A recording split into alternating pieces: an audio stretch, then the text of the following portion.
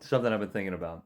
Like an hour ago, as I was cleaning my house, this idea kind of hit me of the church, being the bride of Christ, often as it's referred to, being the bride of Christ, and tying that into 1 Peter chapter 3, where Peter is, don't get triggered by this, but he's talking to women and wives and how they ought not to adorn themselves with fancy jewelry and all this stuff to gain attention, but they ought to focus on living it out and their beauty coming from within.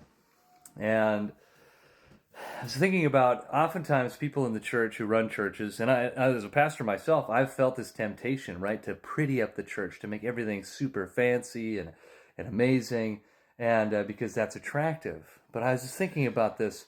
Well, maybe that's the problem, is that we're so focused on attracting people through outwardness, through the outward look. Somebody walking in and being, whoa, this is so amazing, right?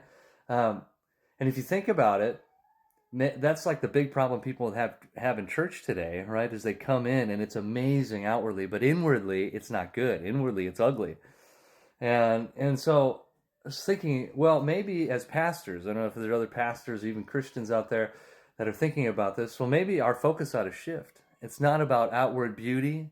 And sometimes doing church maybe shouldn't be pretty. Maybe shouldn't be perfect and all dolled up. It ought to be honest, and sometimes being in church and being with people is ugly. And sometimes you walk the walk of Christ in an ugly way, right? Or you're messing it up, right? And it's not perfect.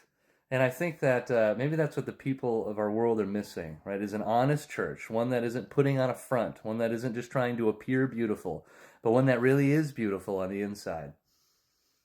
Just something I've been thinking about.